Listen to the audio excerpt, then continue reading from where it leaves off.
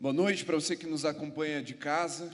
Deus abençoe sua vida, que o Espírito Santo esteja inundando o seu lar, como Ele está inundando esse tempo aqui em que estamos em culto, esse lugar, esse edifício, esse prédio lindo que nós temos o privilégio de nos reunirmos nele. Mas eu creio que os lares também estão sendo abençoados por essa presença santa, implacável e poderosa, e que você também seja edificado por essa palavra. Tenho certeza que a sua vida foi colocada diante do Senhor em adoração também. Você continua sendo muito importante para nós. Nós amamos você e que Jesus renove no teu coração a alegria de adorá-lo e também renove no seu coração a sede e a fome pela palavra dele. Mas eu tenho uma palavra especial para quem está aqui hoje. Você que saiu de casa, está correndo aí o risco, como a sociedade tem colocado, você é privilegiado por alguns motivos, como a gente estava falando na abertura desse culto. Mas você é privilegiado principalmente por aquilo que você carrega. A presença de Deus em você te torna um privilegiado, uma pessoa diferenciada no meio dessa sociedade. Só que esse privilégio, ele não foi criado por Deus, ele não foi dado por você apenas para você usufruir dele em benefício próprio. Esse privilégio de carregar a presença dele, de ser um embaixador dele, é para que você estenda, amplie esse privilégio até as outras pessoas. E você vai perceber nessa noite que essa palavra ela precisa queimar, ela precisa fomentar, dar uma azia no nosso espírito, assim, até nos incomodar de tal forma que seja impossível não levantar. Porque quando você está dormindo, quando você já pega no sono, você entra ali, já nas primeiras etapas do sono, quando você ainda tem um pouquinho de consciência e alguma coisinha te incomoda, tipo, estou com uma fome. Você pensa, será que eu levanto? Não, estou com preguiça, e fica. Se você está ali e esqueceu de escovar o dente, você fala, não vou escovar o dente. Estou com preguiça, amanhã eu escovo. Amanhã eu escovo 2 vezes de manhã. Você está com um pouquinho de sede, assim, você fala, não, tá, acho que eu consigo dormir, você segue ali. Você nem se mexe para dar um migué no teu corpo e você se enganar de que você está dormindo e o corpo esquecer que você está com sede. Não é disso que eu estou falando. Nessa noite, eu quero que o Espírito Santo mexa em mim e em você de tal forma que a gente tenha comichão no nosso espírito, assim, um negócio que nos incomode ao ponto de ser impossível ficar no mesmo lugar, do mesmo jeito que nós estávamos antes. Você topa isso? Você tem coragem, ousadia no teu espírito de falar, Espírito Santo, me pega? Você tem essa coragem? Levanta então a sua mão direita. Fala assim, Deus, eu sou essa pessoa. Eu vou fazer a tua vontade. Custe o que custar. Para a glória de Jesus. Você é essa pessoa? Então se prepara. Porque nessa noite o Espírito Santo vai te incendiar. Nessa noite o Espírito Santo vai te fazer acordar, despertar. Não é um incômodozinho. Não é um pequeno constrangimento, não é uma sedezinha, não. É um negócio que vai te impulsionar para frente. E você vai viver um estilo de vida diferente. Porque como o Dani nos ensinou semana passada, embaixador, ele tem uma missão que não é a sua missão. Ele tem uma casa que não é a sua casa. E o sucesso dele não é o nosso sucesso, não é o seu sucesso. Aliás, o nosso sucesso não é o nosso sucesso, é meio confuso, mas é isso, porque é tudo sobre Jesus. E hoje nós vamos entender qual é o perfil de um embaixador.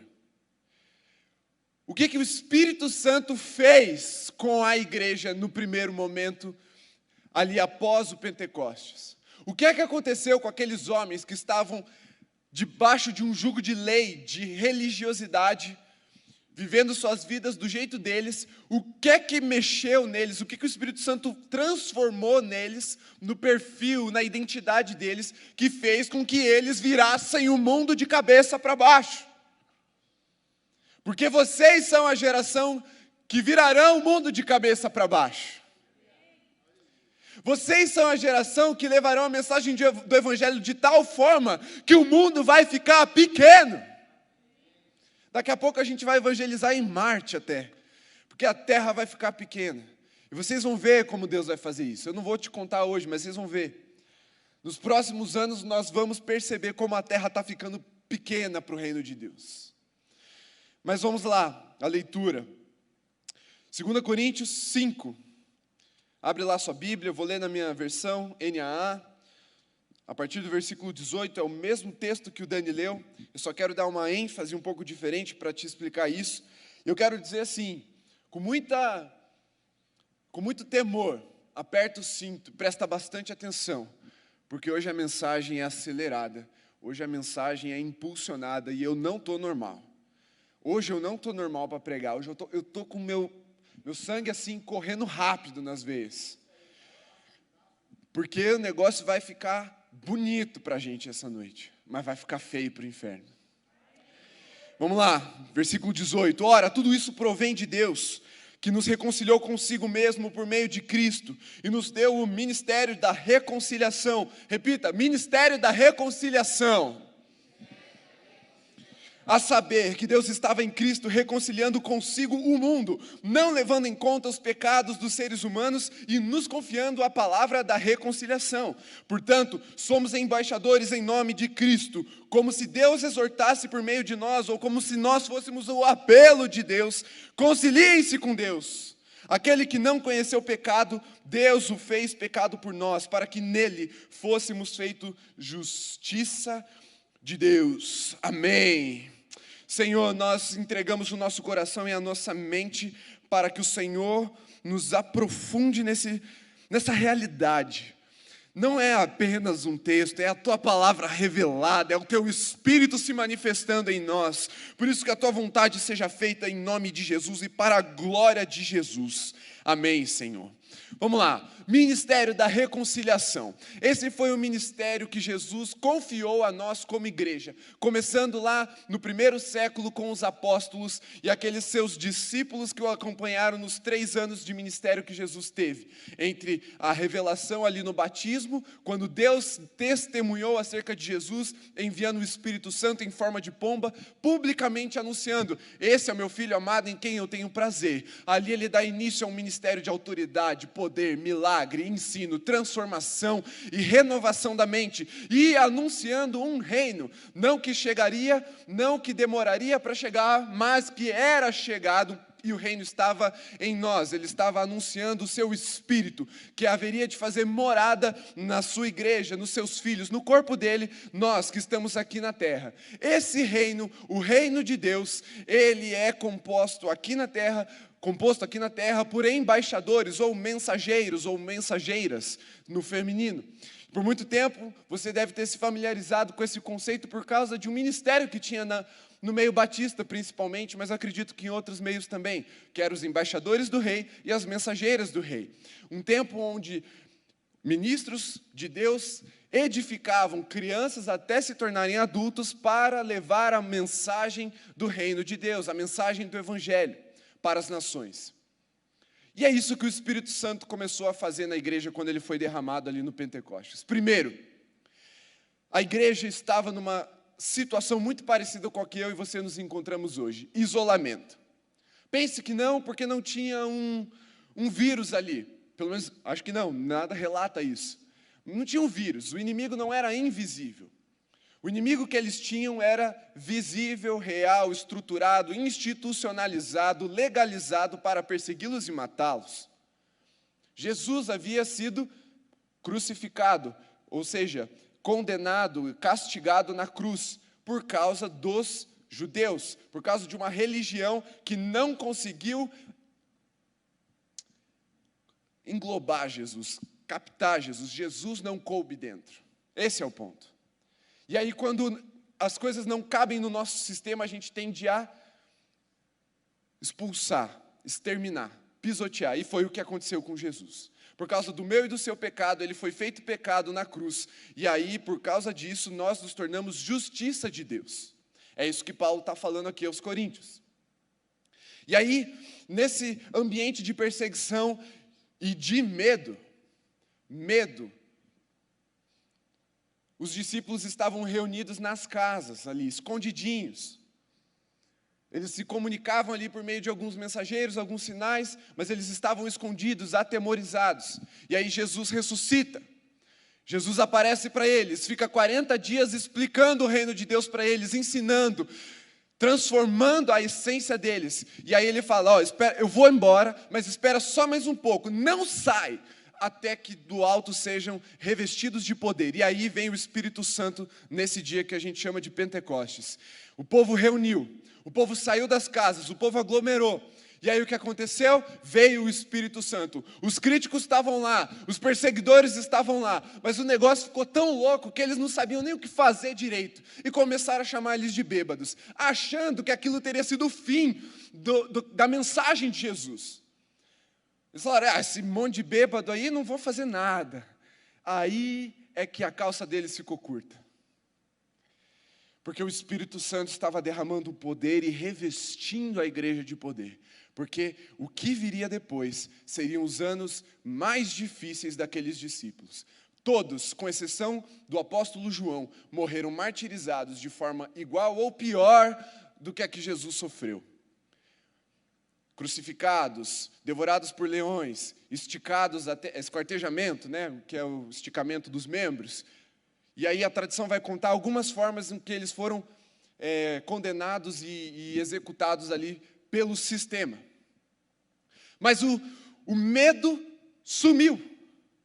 O medo como que desapareceu, e aí a gente tem que perguntar o porquê. O que aconteceu com a igreja naqueles 40 dias que estavam com Jesus, ou o que aconteceu quando veio o Espírito Santo? Cadê aquele medo todo? Cadê aqueles galileus iletrados que estavam falando que Jesus tinha ressuscitado?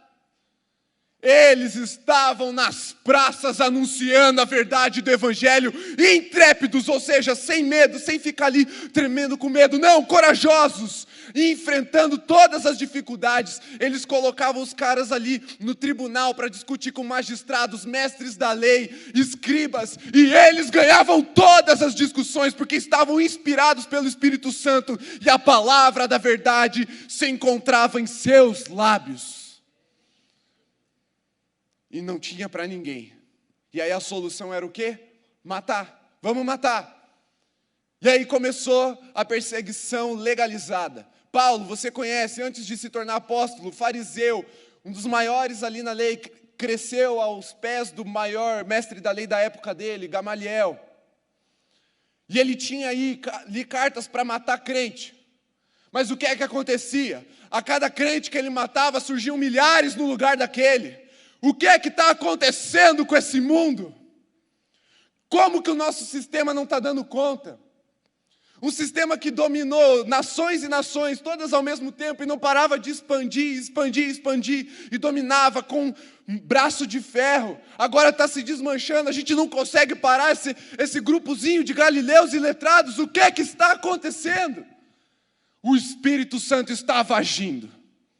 O mundo não era mais o mesmo. Cristo veio e marcou a história. Agora a humanidade não tem mais chance de ser a mesma, porque Jesus não deixa as coisas baratas. Jesus não faz mais ou menos. Jesus vem e corta até a profundidade do espírito. E aqueles que antes estavam amedrontados, agora são vistos como heróis, como mártires, testemunhas fiéis de um evangelho que havia sido vivido e pregado por Jesus durante todos aqueles anos. Mas qual é o perfil deles? E aí você pergunta, onde é que eu acho esse perfil? Se eu quiser achar o perfil do Tiago, eu vou lá no Instagram dele e vejo o perfil dele. Se eu quiser achar o do Daniel, eu vou lá, Facebook, Instagram, está lá o perfil. E sabe, eu percebi essa semana que tem uma ferramenta que eu não uso há muito tempo, eu acho que desde que eu criei meu Instagram, que se chama editar perfil. É o mesmo desde que eu criei o negócio. E aí eu fiquei pensando, será que o botão da igreja brasileira de editar o perfil está disponível para o Espírito Santo? Eu creio que sim. Eu creio que sim. E aí, não pense no grande, não pense no total, pense em você. Será que a sua vida está disponível a ser editada pelo Espírito Santo nessa noite?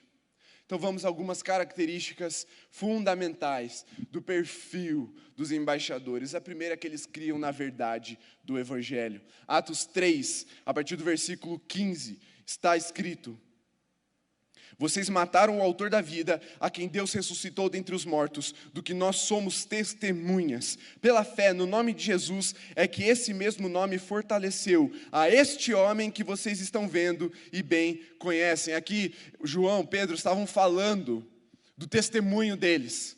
Sabe esse evangelho que nós estamos pregando? Eu não estou pregando porque eu acredito numa teoria, porque um professor me convenceu. Não, esse evangelho eu peguei, eu toquei, eu apalpei, eu abracei, eu ouvi e fui ministrado, e agora esse evangelho está dentro de mim. Este que vos fala é testemunha viva desse evangelho. Eles criam não apenas como uma teoria, como uma religião, era a vida completa deles.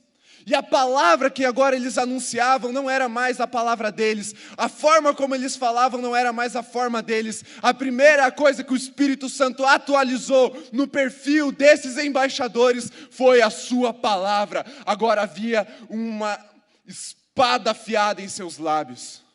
Havia chama em seus olhos. E ninguém podia negar que aquilo era verdade. Sinédrios, aerópagos e todo tipo de lugar onde se reuniam pessoas se silenciavam para ouvir a palavra do Evangelho, porque esses homens criam nessa verdade. E essa linguagem que foi atualizada nos seus lábios, ela molda o nosso pensamento. Eu assisti essa semana um vídeo que explicava como a linguagem molda a forma como nós pensamos. E aí eu pensei, nossa, faz todo sentido. Faz todo sentido o que aconteceu com a igreja. O Espírito Santo foi lá e plantou uma palavra no espírito deles, logo a linguagem deles mudou, logo o pensamento deles mudou, e aonde estão os nossos pensamentos, os nossos atos acabam seguindo. Primeiro a gente pensa, depois a gente faz. Então o Espírito Santo sabia disso muito antes de qualquer pesquisador, e foi lá e atualizou a palavra deles. Editou para que fosse uma palavra celestial. E aí essa palavra começou a moldar a sua vida, o seu comportamento, os seus atos. Por isso, esse livro se chama Atos dos Apóstolos. Mas existe uma outra interpretação que é superior a essa, que se chama Atos do Espírito Santo. É que não são concorrentes, né? Elas são cooperadoras, elas são conjuntas. O Espírito Santo agindo, mas também a igreja, os apóstolos agindo. E aí a primeira coisa que o Espírito Santo precisa editar em nós nessa noite é a palavra no nosso espírito. O que é que está no seu coração? O que é que você crê como verdade? Será que esse evangelho ele é completo, real, poderoso na sua vida, ao ponto de ser impossível as pessoas negarem que ele é verdade, olhando para você como testemunha e para mim como testemunha dele? Será que eu, como você, podemos chegar ali, junto com Pedro e João, e falando pela fé no nome de Jesus, que esse mesmo nome fortaleceu a este que vocês estão vendo e bem conhecem? Sabe aquela vida que todo mundo conhecia, que todo mundo tinha ali um rótulo para você? Vocês sabem o que eu vivi antes, as pessoas que te conhecem sabem o que você vivia antes, e do nada elas falam, meu Deus, aconteceu alguma coisa sobrenatural ali? É isso. É crer na verdade do Evangelho, sem dúvidas, sem rachaduras, sem fissuras, sem divisões e sem pedaços. O Evangelho na sua integridade, na sua totalidade, gerará esse testemunho em nossas vidas. Porque uma coisa você vai perceber, não só em Atos, mas em todas as cartas que vêm depois. Uma coisa eles faziam, pregar o Evangelho como se fosse a última coisa que eles tinham para fazer diante daquelas vidas. Eles chegavam numa cidade, pregavam o Evangelho e levavam surra. Chutados pelas autoridades, iam para outra e levavam surra. Mas sabe o que eu percebo? É que eles eram como pessoas que perceberam que o prédio estava pegando fogo. E eles tinham que avisar para os seus vizinhos que eles tinham que ir embora dali. E como é que você prega para alguém? Como é que você convence alguém de que o prédio está pegando fogo? Primeiro, você precisa demonstrar isso na sua expressão. Você não vai bater lá a campainha bem devagarzinho, tan, tan, ou toque, toque, toque. Aí, calmamente, repete, toque, toque, toque. Claro que não, você chega na voadora, pá! Vai tocando, tocando, porque a pessoa precisa perceber a urgência. E aí quando ela chega aqui, meu Deus, o que está acontecendo? Você fala, o prédio está pegando fogo. E ela vai olhar para onde? Para a tua cara, para a tua lata aí, bonitão. E ela precisa mostrar que tem um evangelho que salva as pessoas do inferno, e de um inferno que é real. E que se elas não forem a Jesus, elas vão para lá. Então elas precisam acreditar, olhar para você, para a sua cara, para a sua expressão, para a forma como você apresenta esse evangelho, de que existe um inferno que está pronto para consumi-la. E aí, depois de a pessoa perceber, você fala assim, larga tudo e corre, mano. Vamos, e não pega o elevador, vamos de escada. E sai correndo. Você não vai convencer ninguém de que o prédio está pegando fogo assim, ó. Veja bem aí, né? Se vai que, né? Pega aí tuas coisas aí. Quer ajuda para arrumar as malas aí, para a gente descer teus móveis? Não, mano. Deixa tudo e segue Jesus. Porque senão o fogo vai consumir você. E não é o fogo do Espírito. Criam, na verdade, e anunciavam com essa crença estampada na cara e no jeito deles. Segundo, sabiam que o reino traria transformação. As suas vidas eram um apelo, como diz o texto lá, 2 Coríntios. Eles sabiam que o evangelho traria transformação, então eles não estavam brincando de falar de Jesus. Eles chegavam diante de um enfermo e falavam, levanta, anda, vai, anuncia esse Deus que está te curando, que está te salvando. Eles sabiam que mais do que uma transformação no espírito, Jesus havia anunciado uma vida abundante, portanto, libertação da alma também. Sabe essa tristeza, sabe essa vida perdida, sabe esse ranço que você tem aí? Jesus pode te libertar disso. Mas também física. Porque sabe essas impossibilidades? Sabe essa trava na língua, sabe essa timidez, sabe essa vergonha, sabe essa tua enfermidade? Cristo levou na cruz. E não tem nada que Ele não possa fazer. Eles sabiam que o Evangelho traria transformação. Então eles não precisavam ficar se preocupando se isso ia acontecer. Será que se eu falar do Evangelho a pessoa vai mudar? Será que se eu me posicionar lá na faculdade, no Zoom, como o pastor João colocou agora, o Evangelho vai transformar alguém? Não é assim. Ele vai, porque foi Cristo quem disse que vai. E Cristo não é homem para que minta. Isso precisa estar impregnado em nós. O terceiro, eles eram motivados. Se tinha um povo motivado, eram os apóstolos. Eles passavam por tanta coisa, mas você não vê eles querendo desistir. Você vê eles falando para Jesus, Jesus, ó, eu não sei se eu aguento mais, mas morrer é lucro. Mas desistir, não. Eles tinham uma motivação implacável. A mensagem se tornou a vida deles. Volta ali um pouquinho em Atos 3, ainda a partir do versículo 4. Olha só, Pedro, olhando juntamente com João, disse, olhe para nós. Ele os olhava atentamente, esperando receber alguma coisa. A motivação era tão grande que Pedro e João falavam assim, olha aqui. E as pessoas já criavam expectativas. O que é que vem? O que é que eu vou receber? O que você tem para mim? As nossas vidas precisam estar editadas a esse ponto, a uma motivação infalível, implacável, imparável. E as pessoas vão olhar para nós com expectativas, falando assim, o que é que a gente vai receber hoje? Quando a Bruna falar agora na aula, a Bruna levantou a mão, ó, senta que lá vem revelação. O pessoal da psico, tudo pseudo-ateu lá. Pronto para se converter. E aí a Bruna vai falar, meu Deus, olha, ela vai falar, o que a gente vai receber hoje? Está lá o do ex, tirando as caras da galera lá na Federal. Galera de odonto. O do ex vai abrir a boca agora. Será que ele vai pedir para a gente tirar as caras dele? Não, ele vai falar alguma coisa. O que a gente vai receber? A motivação deles era imparável. E as pessoas falavam, meu Deus, eu preciso disso. Eu preciso. Ela era contagiante. Sabe por quê? Porque não tinha sagrado e secular. E a gente costuma separar as nossas vidas dessa forma. Não. Isso aqui é da igreja, né? Música de igreja, música de crente, camiseta de crente, igual a que eu estou usando e tal. Não tinha isso para eles.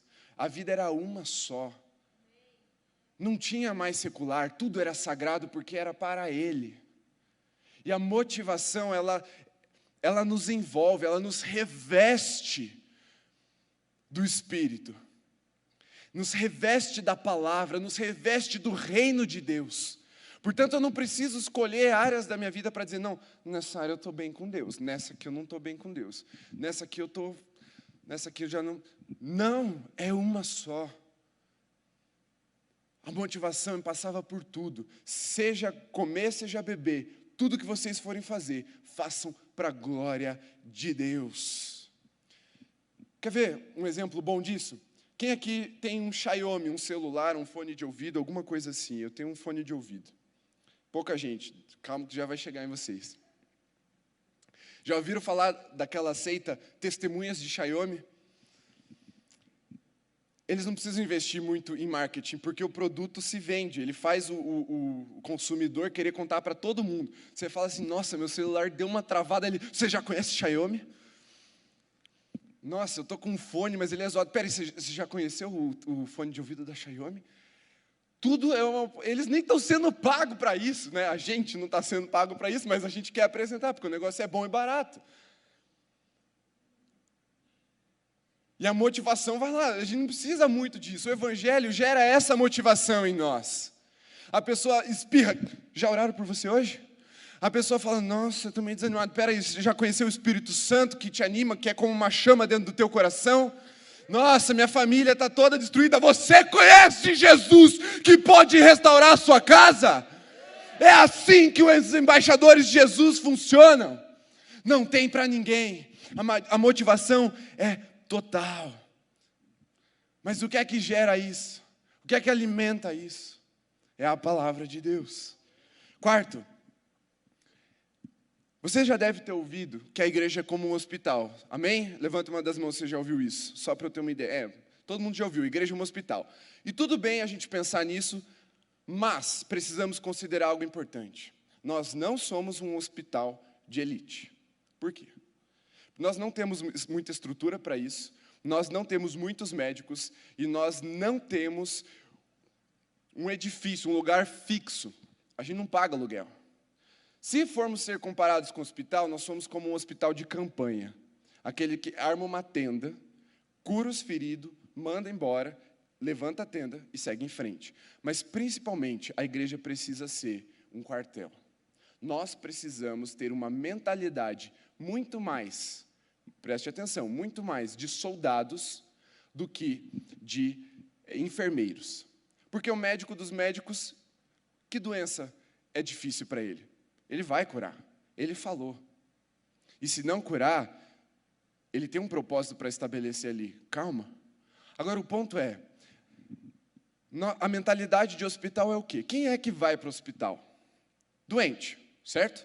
Alguém já viu alguém fazendo propaganda de hospital no terminal de ônibus? Você já viu alguém entregando folheto para você? Cara, você tem que conhecer esse hospital, velho. Se liga, mano, eles têm uma cantina da hora lá, ó. Os médicos dão pirulito depois da consulta. Não. Porque o hospital ele não precisa fazer nada, ele só precisa esperar. Gente doente tem a rodo. Agora, o quartel não. Ele tem a mentalidade centrífuga, é daqui para lá, vai, vai, vai, vai. E a gente está pensando que falar vem, vem, vem, vem, vai adiantar, mas não vai. Hospital de campanha faz o quê? Vocês já assistiram algum filme de guerra, assim, tipo antiga, Segunda Guerra, Primeira Guerra, coisa do tipo? Tem vários aí. Eu assisti recentemente o Resgate do Soldado Ryan, repeti, fazia muito tempo que eu tinha assistido.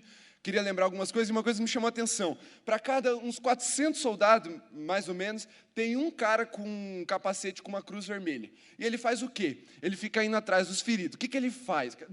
Está rolando bala para todo lado, estão jogando granada, morteiro, tem canhão para cá, canhão para lá. O que é que o cara vai fazer ali, na areia? Os caras todos ensopados, cheios de sangue. O que ele faz? Ele aplica a morfina, pá, amarra o sangramento, dá uma arma na mão do cara e fala, continua. É isso que é um hospital de campanha. Nós precisamos ter essa noção, de que a pessoa não precisa estar inteira para cumprir a vontade de Deus. Sabe por quê? Porque ela vai se recuperar no processo. Até o final da missão, ele vai ali ser curado, o negócio vai estancar. O ponto é o seguinte: não espere sua vida ser perfeita para começar a fazer a vontade de Deus. Pega a sua arma e começa a atirar, porque o inimigo está ali do outro lado e ele não parou para esperar você fazer isso. E tem gente morrendo, porque depende de mim e de você. Hospital de campanha, morfina, estanca, arma na mão e bora, porque temos uma missão para cumprir. Quinto, sem vergonha. 2 Coríntios, volta lá, 5, versículo 11, diz assim: conhecendo o temor do Senhor, procuramos persuadir as pessoas, mas somos plenamente conhecidos por Deus. Espero que também sejamos reconhecidos na consciência de vocês. Ou seja, Paulo está falando, nós vamos persuadir. E quem sabe o que é persuasão? Persuasão é insistir até convencer a pessoa. Porque Deus nos conhece, mas vocês vão conhecer a gente também. Vocês vão conhecer até a minha alma se for necessário, mas eu vou persuadir você. Porque o evangelho é verdade, porque eu estou motivado, porque não interessa se você perder um braço ou que uma granada explodiu. Eu vou amarrar teu braço, vou te dar uma arma na outra mão e você vem comigo nessa missão. Sem vergonha. Porque, vamos ser sinceros, eu e você, a gente tem vergonha do evangelho. Nós temos vergonha. Quando eu estava para entrar no seminário, eu era líder de célula e eu escrevi os estudos. Na época a gente não tinha essa visão toda e todo o preparo que nós temos com os roteiros. E aí eu estava falando exatamente sobre ousadia, sobre dar voz ao Espírito Santo, e eu estava orando: Senhor, me dá uma experiência para eu contar para o pessoal lá na célula, para ficar aquele negócio bem de autoridade, assim. E aí eu fui no médico, no MedPrev, que você precisa passar num centro de cadastro lá primeiro, para depois ele te enviar para o lugar lá no centro.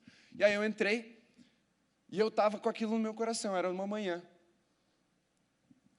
E aí eu orei e falei: Senhor, me dá uma oportunidade para eu falar para alguém assim, né? Sabe o que aconteceu? Travou o sistema. Significa que ninguém conseguia sair dali. Durante 30 minutos, o lugar encheu e tinha mais de 300 pessoas dentro daquela sala. E não parava de chegar, só chegava gente. E aí eu falei: agora eu se consagro, né? Hoje é a minha vez, vou pegar o exemplo perfeito, cara. Eu vou subir nessa cadeira e vou começar a pregar o evangelho. Em 5 minutos eu vou fazer o apelo de salvação. Eu levei mais 15 minutos lutando até desistir. E quando eu expirei assim, né, tipo, Deus, não vai rolar, o sistema destravou. E ali eu percebi que eu tinha vergonha ainda do evangelho. Que eu ainda não era nem digno de ser chamado embaixador de Jesus. E eu ia entrar no seminário. A gente tem vergonha. Mas sabe por que a gente tem vergonha? Vergonha é o quê? É medo da desconexão. A gente tem medo de que, se as pessoas souberem algo sobre nós, isso vai nos desconectar delas. Por isso você esconde aquilo que você tem vergonha. Mas sabe que esse medo não é tão irreal assim?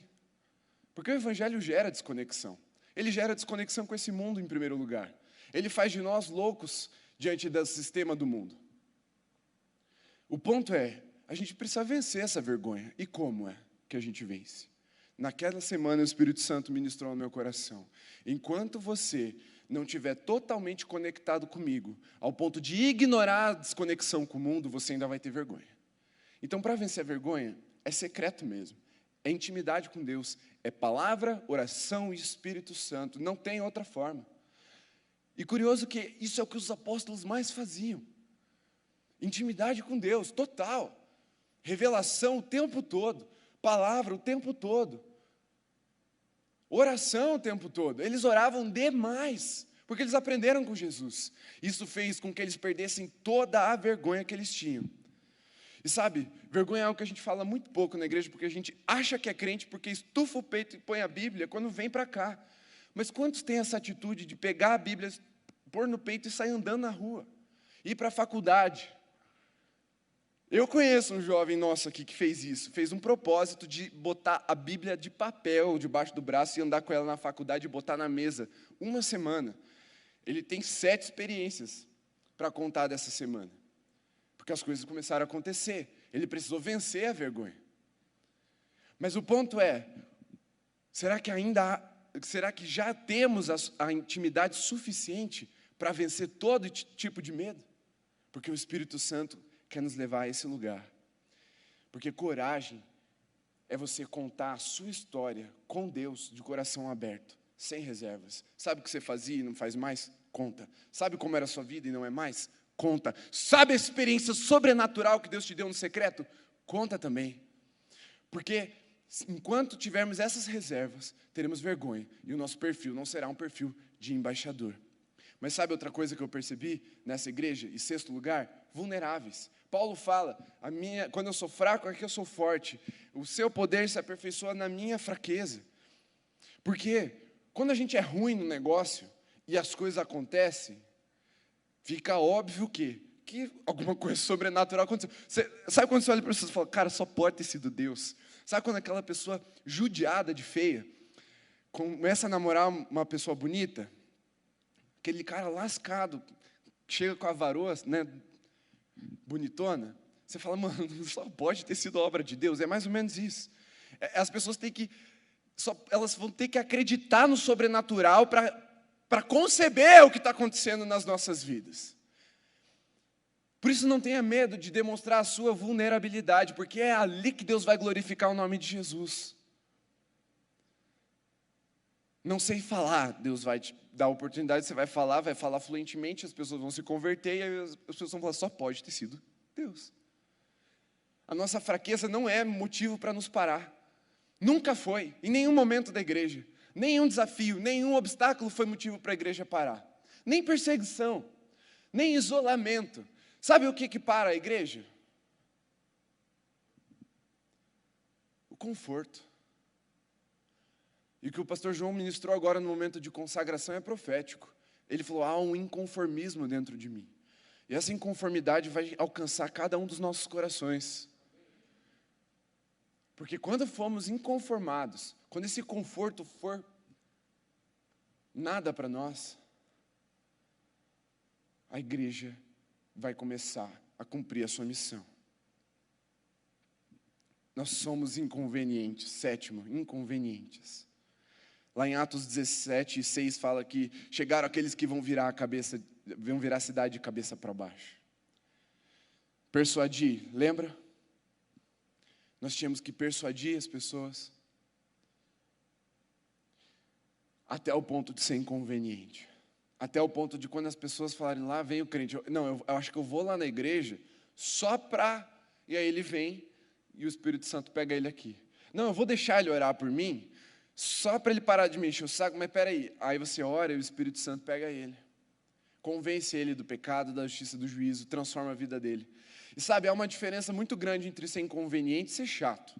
Ser chato é você querer impor de uma forma hipócrita aquilo que você não vive. Aquilo que você acha que é o Evangelho de Jesus. Agora, inconveniente, não. O que é conveniente? Aquilo que está de acordo com as regras desse sistema, desse mundo. Hoje é inconveniente você falar de Jesus. Porque cada um tem sua fé. Sempre teve.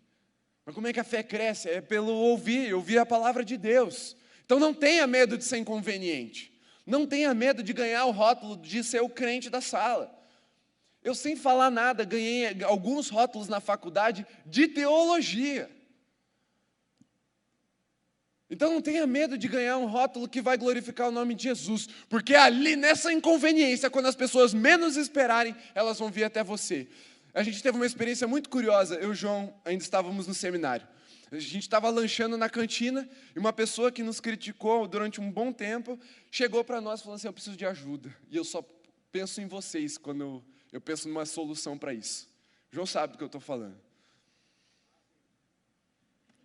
É isso, cara. Seja inconveniente e deixe o Espírito agir. Porque a hora que eles precisarem, eles vão buscar você. E o oitavo para a gente fechar.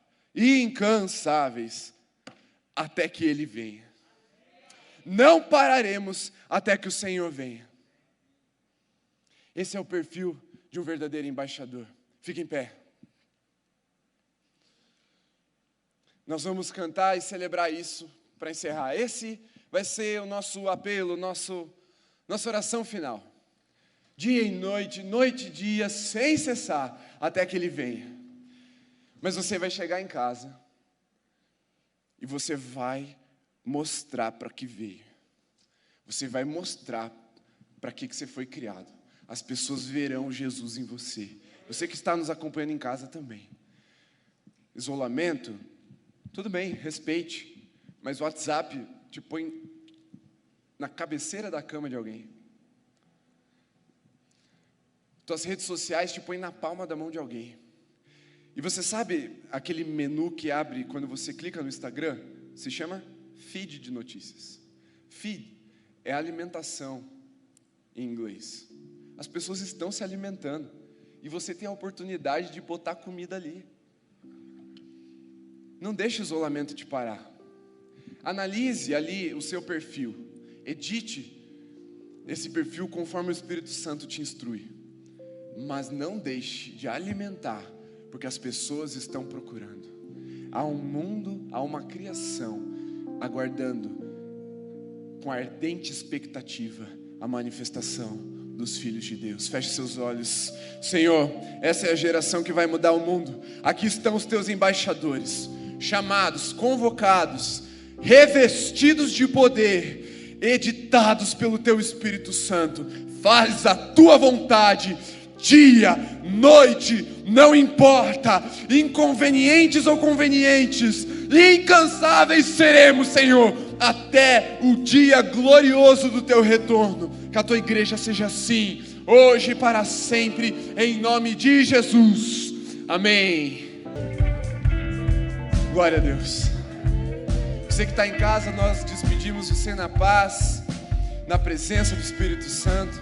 Que o Senhor te abençoe nessa noite em nome de Jesus. Agora você que está aqui, eu preciso que você sente por um instante para a gente dar as instruções de saída. Lembrando que